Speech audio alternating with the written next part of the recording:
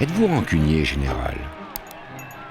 Est-ce pour offenser votre ami américain que vous boudez les cérémonies du débarquement allié de Normandie le 6 juin 1964 et que l'on vous voit en revanche le 15 août à la commémoration du débarquement de Provence auquel participèrent les Français?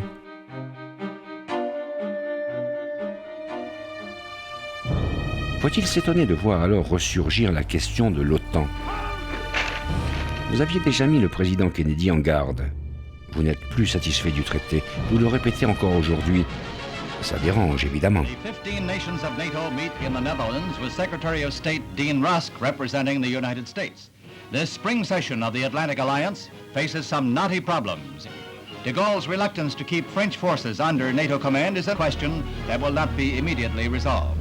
Le général de Gaulle l'a dit, s'il y a une guerre, il faut que ce soit sa guerre.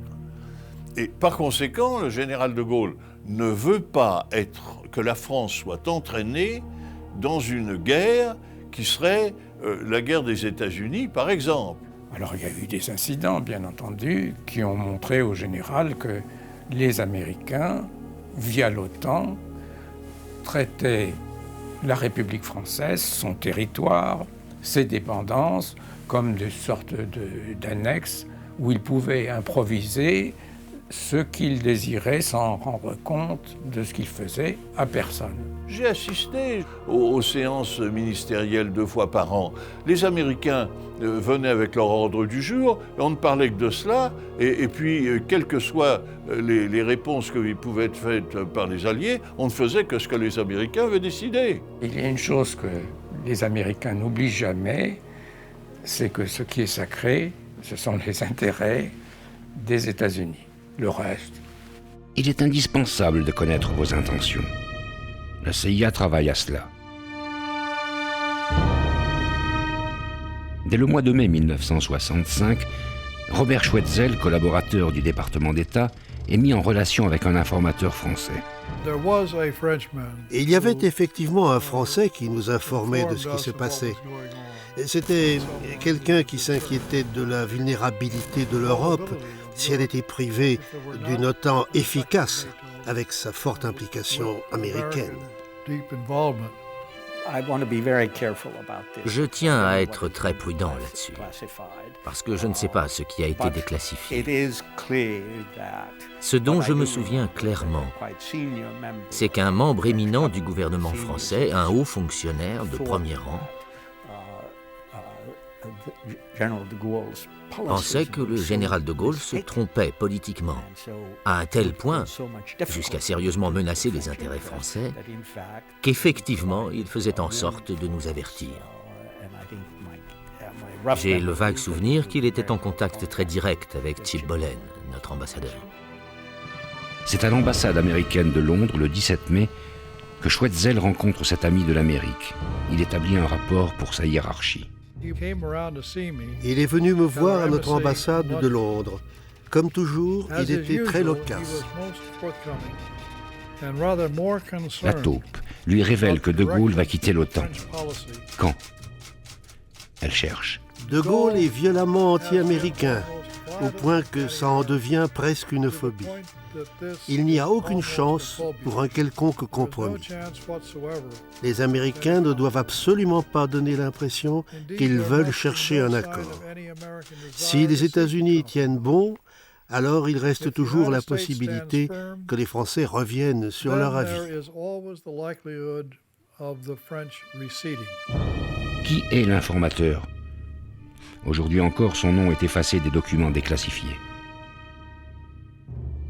Il y avait dans le ministère des Affaires étrangères des hommes qui étaient très hostiles à la politique du général de Gaulle. Je crois que cette ou ces taupes, ayant eu plusieurs, je pense, avaient la conscience tranquille. Et ils avaient l'impression qu'en transférant aux États-Unis ces informations, ils agissaient non pas contre l'intérêt national, mais contre la politique du général de Gaulle qu'il jugeait néfaste pour la France. La taupe du Quai d'Orsay informe les Américains surtout heure après heure. Et on n'apprend plus rien de votre conférence de presse du 17 septembre qu'ils ne sachent déjà. En politique politique étrangère, il a annoncé pour 69 la fin de la subordination de la France à l'OTAN et évoqué l'entente qu'il envisageait de l'Oural à l'Atlantique. Et vous dites que la France va quitter l'OTAN en 1969. La taupe vous contredit. Elle précise 1966. Les Américains, comme nos autres alliés, pensaient « Oh, De Gaulle en parle, mais jamais il n'osera le faire ».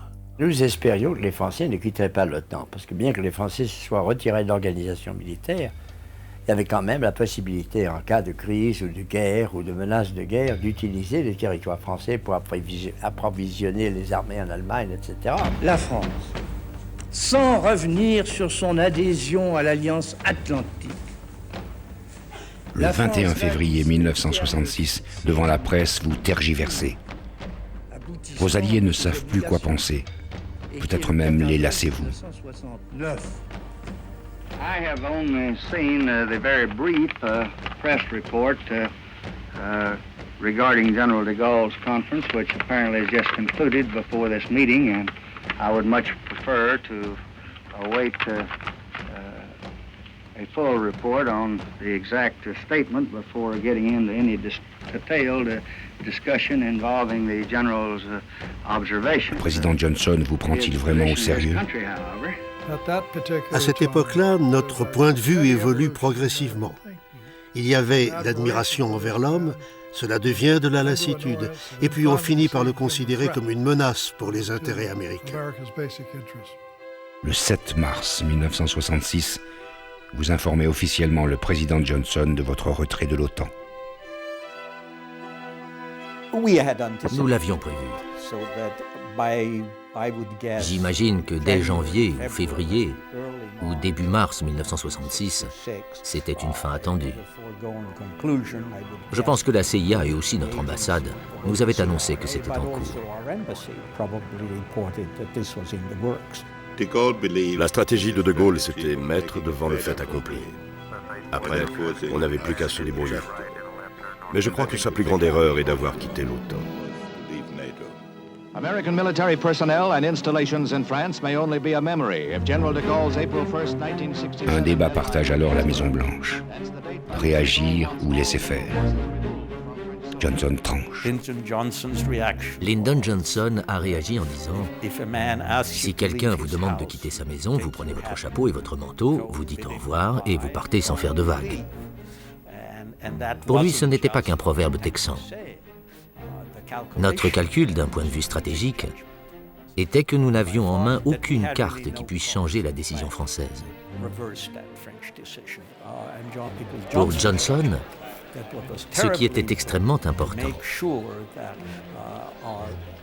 c'était de s'assurer que les autres membres de l'OTAN n'oublient pas que l'initiative de cette très fâcheuse affaire venait de Paris, pas de Washington.